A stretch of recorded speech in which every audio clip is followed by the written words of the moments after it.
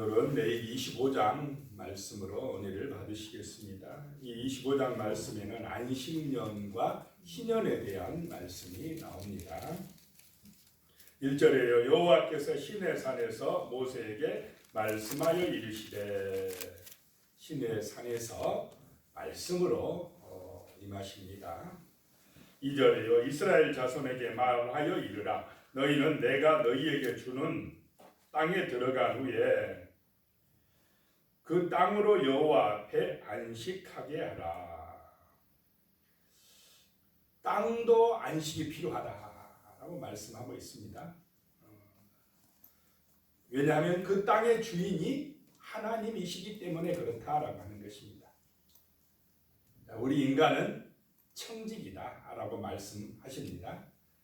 이 땅의 주인은 하나님이시고 우리 인간은 잠깐 맡아서 관리하는 청직이다.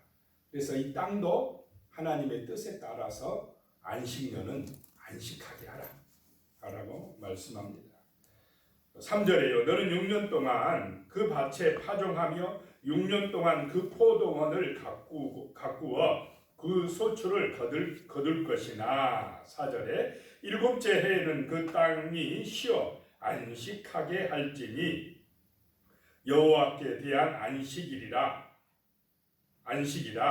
너는 그 밭에 파종하거나 포도원을 가꾸지 말며 라고 말씀하고 있습니다. 6절에 가면요.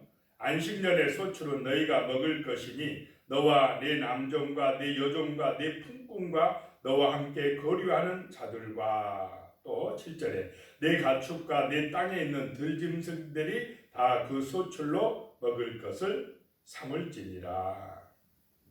7년째 되는 해에는 그냥 땅을 그대로 놔둬서 안식하게 하고, 그래도 뭐 포도 열매라든지 스스로 곡물이 자라나지 않습니까? 그런 것은 그냥 너도 먹고 또 나그네나 가난한 사람들이나 짐승들이나 먹게 하라는 것입니다.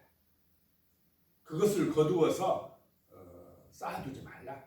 이게 안식년에 나는 것은 누구든지 그냥 먹을 수 있도록 하고 그 땅이 쉬도록 해라 라고 말씀하고 있습니다. 이 안식년을 두신 이유는 이 땅의 지력을 높이기 위함입니다. 땅도 좀 쉬어줘야 생산성이 높아진다는 것입니다. 그리고 인간이 탐욕을 부리지 못하도록 욕심을 부려가지고 계속 땅을 많이 이용해서 나의 어떤 이익을 챙기려고 하는 그 욕심을 좀 절제시키고 땅의 주인은 하나님이라는 것을 알게 하시기 위함이고, 그리고 또 이 안식년을 두신 이유는 하나님하고 영적인 교류를 좀 깊이 하게 하시기 위함입니다. 사람이 일만 하고 사는 것이 아니지 않습니까? 또 일만 해서 많이 얻은다고 인간이 구원받는 것도 행복한 것도 아니더라는 것입니다. 우리 영혼이 하나님과 깊은 교제를 가지고 은혜를 받고 새 힘을 얻을 때에 우리의 삶은 아름다워지고 하나님이 복을 주실 줄로 믿습니다.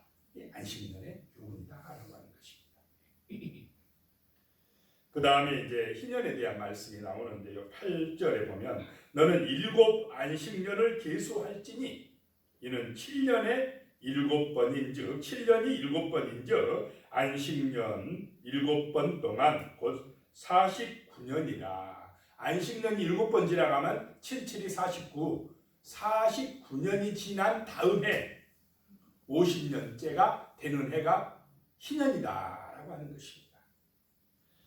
5절 말씀에 보면 7째 달 열흘날은 속죄일이니 너는 뿔나팔 소리를 내되 전국에서 뿔나팔을 크게 불지며. 그 희년이 되는 50년째 되는 7월 10일 날 대속죄일 날 나팔을 크게 불라라고 하는 것입니다. 이 희년에는 자유를 공포하고 해방이 되는 그런 해인데, 그런 자유와 해방의 기쁨을 얻으려면 먼저 뭐를 해야 되느냐? 대속죄 일에 속죄를 하라는 것입니다.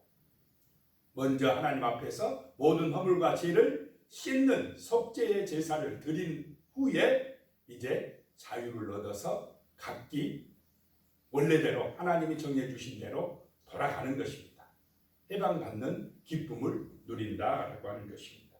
10절에요. 너희는 50년째 해를 거룩하게 하여 그 땅에 있는 모든 주민을 위하여 자유를 공포하라.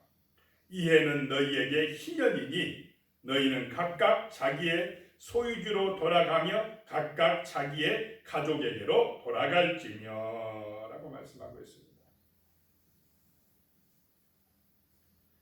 이 희년이 되면 남에게 예를 들어서 토지를 팔았다. 그러면 그 토지가 어떻게 해요? 다시 원래의 주인으로 돌아가는 것입니다. 50년째 돌아가고, 집도 팔았으면 그 집도 원래의 주인에게 돌아가고, 또 내가 이스라엘 사람이 종으로 팔렸다. 그러면 그 종에서 50년째 되는 해는, 희년에는 해방받아서 자유함을 얻게 되는 해가 바로 희년이다라고 하는 것입니다.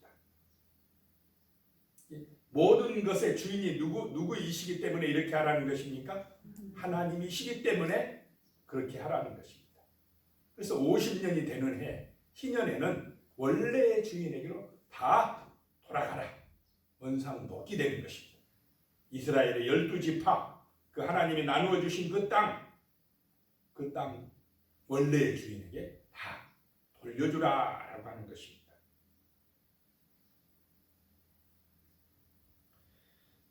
11절에요. 그 50년째 해는 너희의 희년이니 너희는 파종하지 말며 스스로 난 것을 거두지 말며 가꾸지 아니한 포도를 거두지 말라. 안식년 7년째 되는 해와 같이 이 희년에도 그대로 땅을 놔두라 라고 하는 것입니다.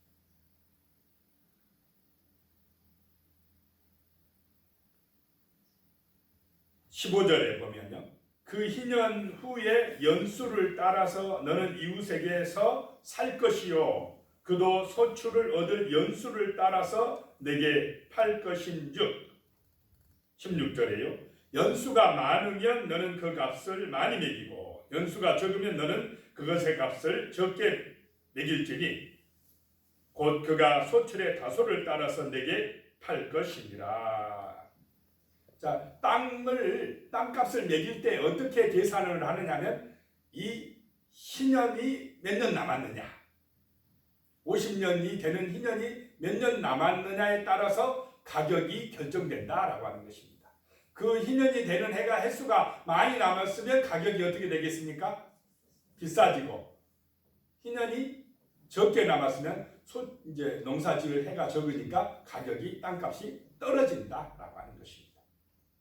땅의 주인은 하나님이시고, 그러니까 이 땅의 가격이 희년이 몇 년 남았느냐에 따라서 결정이 되어졌다라고 하는 것입니다. 그래서 희년이 되면 원래의 주인에게 다시 돌려주는 것입니다. 자, 땅의 주인은 우리 인간이 아니라 내가 아니라 누구라는 것입니까? 하나님이시다. 항상 그런 마음의 자세를 가지고 사시기 바랍니다. 이 땅의 주인, 만물의 주인, 그분은 하나님이시다. 우리는 잠깐 맡아서 관리하는 청직이라고 하는 것을 절대 잊으면 안 된다는 것입니다. 그런데 착각에 빠진 것이 사람들이 내가 주인인 줄 압니다. 땅의 주인도 나고 내 생명의 주인도 나라고 생각하는데 우리는 빈손으로 왔다 어떻게 합니까? 빈손으로 가는 것입니다. 내 것이 아니라는 것입니다. 이 세상 사는 날 동안 하나님이 맡겨주신 것에 대해서 잘 관리하다가 하나님 앞에 충성된 종이 되었다가 부르실 때에 하나님의 나라에 가는 것이 우리 인간의 도리라는 것입니다. 18절 말씀이에요. 너희는 내 규례를 행하며 내 법도를 지켜 행하라. 그리하면 너희가 그 땅에서 안전하게 거주할 것이라. 19절이에요. 땅은 그것의 열매를 내리니 너희가 배불리 먹고 거기 안전하게 거주하리라. 이 하나님의 말씀을 지켜서 행하면 너희가 안전하게 살게 될 것이고 그 땅에서 열매를 거두어 드릴 것이고 배불리 먹고 그렇게 안전하게 지낼 수 있게 해주리라 라고 말씀하고 있습니다. 하나님의 말씀대로 믿음으로 그 말씀에 순종하여 살면 지켜 행하면 안전하게 되고 배불리 먹게 되고 열매가 풍성하게 될 줄로 믿습니다. 그렇게 해주시겠다는 것입니다. 20절에 보면요, 만일 너희가 말하기를 우리가 만일 일곱째 해에 심지도 못하고 소출을 거두지도 못하면 우리가 무엇을 먹으리요 하겠으나, 이런 걱정 되겠습니까? 안 되겠습니까? 맨날 인간들이 하는 것은 무엇을 먹을까, 무엇을 입을까, 어떻게 살까 이런데 걱정하지 말라는 것입니다. 말씀대로 순종하기만 하면 일곱째 해 농사 안 지어도 21절이에요. 내가 명령하여 여섯째 해에 내 복을 너희에게 주어 그 소출이 3년 동안 쓰기에 족하게 하리라 라고 말씀하고 있습니다. 이 토지의 열매는 하나님의 선물이라는 것입니다. 우리가 이 땅에서 형통하고 번성하는 것은 누가 그렇게 해주셔야 된다는 것입니까? 하나님이 복을 내려주셔야 누리게 되는 것입니다. 하나님이 이 땅에서 복을 받아 누리게 하시기를 축복합니다. 그 누리는 것은 말씀대로 순종하고 하나님을 의지하고 하나님을 경외할 때에 하나님이 형통케 하시고 지켜주시고 누리게 하시는 줄로 믿으시기 바랍니다. 내가 욕심낸다고 누려지는 게 아니라는 것입니다. 많이 소유했다고 행복한 것도 아니라는 것입니다. 하나님의 말씀을 붙들고 성령의 감동과 은혜를 받아서 이 땅에서 정말 하나님이 주시는 복을 받아 누리시기를 축복합니다.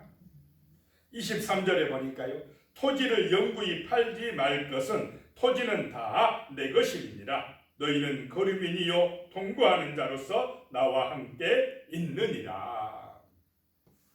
자, 토지는 다 누구 것이라고요? 하나님의 것이다. 너희는 거류민이요 동거하는 자다. 나그네다. 이걸 잊지 말라 라고 하는 말씀입니다.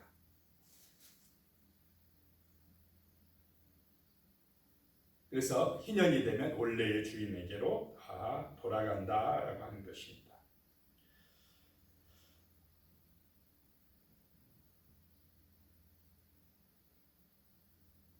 48절에 보면요, 그가 팔린 후에 그에게 속량받을 권리가 있나니 그 형제 중 하나가 그를 속량하거나. 이스라엘 백성들이 팔려갔다 하면은 속량받을 권리가 있다라고 하는 것입니다. 49절에 또는 그의 삼촌이나 그의 삼촌의 아들이 그를 속량하거나 그의 가족 중 그의 살부치 중에서 그를 속량할 것이요 그가 부유하게 되면 스스로 속량하되. 만약에 스스로 속량하거나 누가 친척이 속량해 주지 못하면 언제 속량된다는 것입니까? 희년이 되었을 때에. 자, 결국 우리의 모든 허물과 죄에서 속량되는 때는 언제였습니까? 십자가의 보혈의 피를 흘려주신 예수님의 그 죽으심으로, 그 속량하심으로 우리는 모든 허물과 죄에서 벗어나서 속량을 받아 제사함 받아 거룩한 하나님의 자녀가 된 줄로 믿으시기 바랍니다. 결국 모든 우리의 허물과 죄와 사망 권세에서 벗어나게 해주는 그 속량의 때는 예수님의 십자가였다라고 하는 것입니다. 그 십자가의 은혜로 우리는 자유의 몸이 되었고 하나님의 자녀가 되었고 하나님이 주시는 기쁨과 그 천국의 놀라운 소망 가운데 살아가고 있는 줄로 믿습니다. 기도드리겠습니다. 하나님 아버지, 우리는 정말 하나님의 은혜로 살아갑니다. 이 땅을 살아갈 때 나그네와 거류민 같이 살아가지만은 하나님이 우리의 소망이 되고 능력이 되심으로 주님의 은총 안에서 기쁘고 행복하고 감사하며 그 은혜와 축복을 누릴 수가 있나이다. 하나님 아버지, 항상 우리가 하나님을 기억하고 하나님을 경외하고 믿음 안에서 말씀을 순종하며 말씀을 지키며 살아가므로 놀라운 은혜를 받아 누리게 하여 주시옵소서. 참으로 진리 안에서 승리하는 삶을 살게 하시며 예수 그리스도의 십자가의 속량의 은혜를 기억하고 예수님이 우리의 삶의 보배가 되는 믿음의 삶을 살아갈 수 있도록 복을 내려 주시옵소서. 예수님의 이름으로 기도드리옵나이다. 아멘.